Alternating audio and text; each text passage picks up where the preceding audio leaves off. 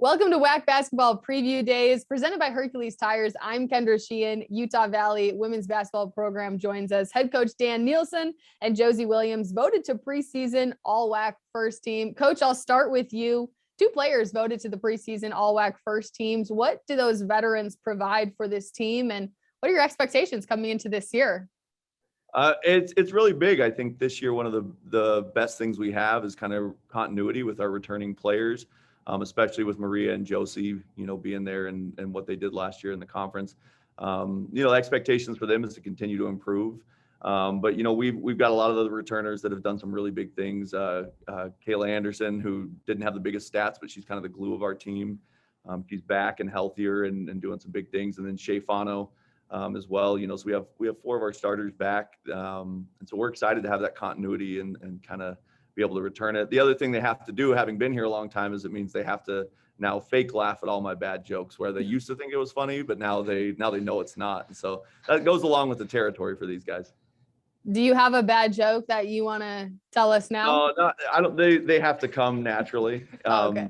Josie will set me up at some point, and they're really funny though, right? They're good. Yeah. They're awesome. Hey, we'll pretend to laugh too. Yeah. Last year was the first time that the program had made it to the NCAA tournament. How can you capitalize off of that momentum with this team? I think, in the short term, it's really big because, our team wants to get back and experience it again. And it's only going to be harder with these new teams, adding the Texas schools and the schools from the WAC last year are only going to get better. But kind of getting a taste for it, but wanting to be able to experience it in a more kind of normal circumstance, I think is big. In the long term, I think for recruiting, it's been really good to see the progress we've made the last 2 years we've been here and be able to point to the fact that we got there. We got there in an interesting way, but still postseason play is postseason play. And it's been a really, really good thing for our program, both recruiting wise, but also kind of to motivate us for this year. Josie, from a player's perspective, what was that experience and exposure like going to that tournament? It's always been a dream of mine to play in the NCAA tournament growing up. And so to be able to do that was just unreal and a dream come true. But I think exposure wise and playing against Stanford, they are the best of the best. And it was a good test for us. It was a good checkpoint for me too, and showed some weaknesses that I have and also some strengths and things that I can get better. And like Coach was saying, just echoing that, it has been a big motivation for us in this off season because we want to get back there because it was such an awesome experience and we want it to be a normal NCAA tournament and not a COVID NCAA tournament. So what were some of those weaknesses that game pointed out that you've tried to work on headed into this year? I think defensively, just being able to guard more on the perimeter and being able to guard drives a little bit better. And then also just getting in better shape and being in the best physical state that I can be in. Is it true what Coach had said with the core group of continuity coming back with those veteran players? Do you feel like this team is ahead of where you were last year? I absolutely feel like we are definitely ahead of where we were last year. This is Dan's third year, right? Third year, and each year we've just been able to improve in the off season more and be better prepared going into the season. And so with the core group that we have, I think it's been a better transition for the new girls coming in. And we've just been able to, one, teach those new girls and like our plays and things like that, and just been able to better play together, I guess, if that makes sense. With both your parents being collegiate athletes, how has that helped you navigate the role of being a student athlete and playing at such a high level? My mom and dad, they're the best. My mom ran cross country and my dad played college football. And so neither of them played college basketball, but just growing up, they always wanted me to be involved in sports. They're huge advocates for what it can do.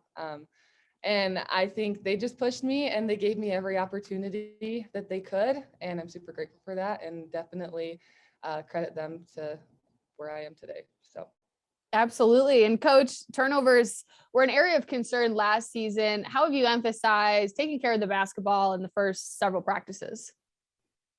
Yeah, it's definitely a big point of emphasis. You know, we were in the top, I think, 15 in the country in assists, but we turned it over far too much. And so it's just being smarter with where we kind of take our chances, being a little bit stronger with the ball. Because I think realistically, you're going to turn the ball over in the game sometimes, but if we can cut down, I think we're around 15. If we can get that down to 11 or 12, that's really not that many to cut out.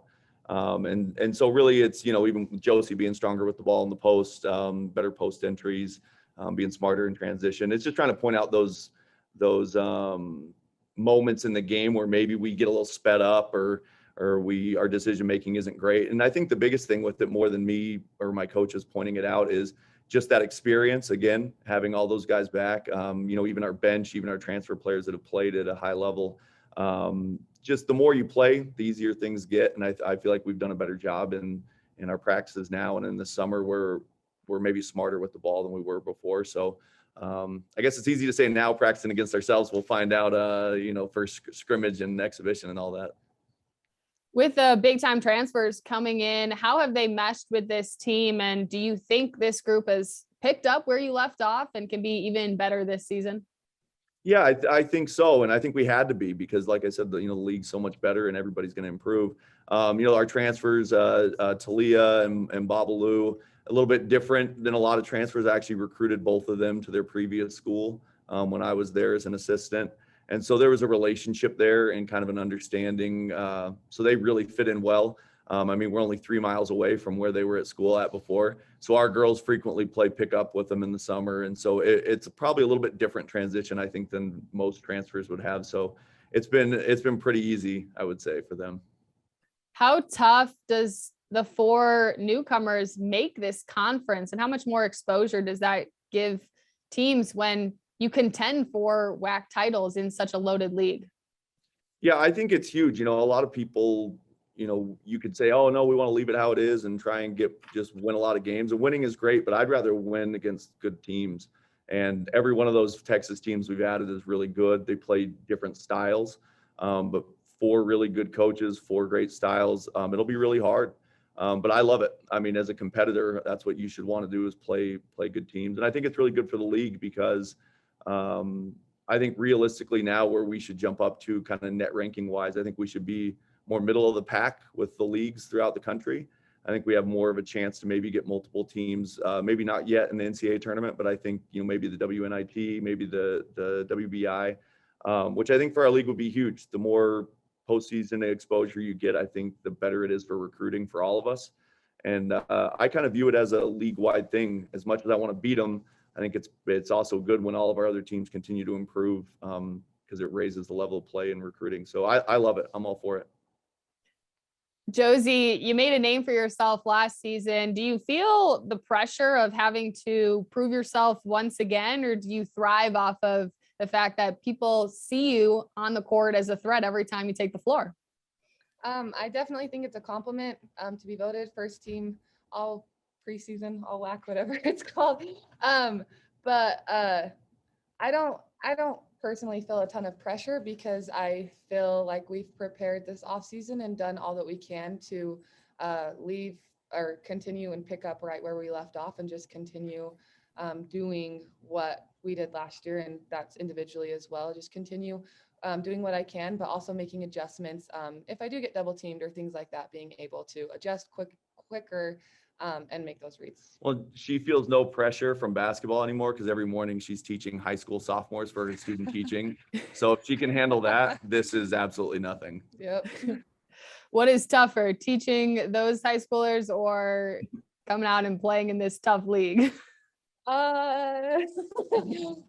Teaching high schoolers is kind of a challenge that I knew I was getting into, but I don't think I quite understood it.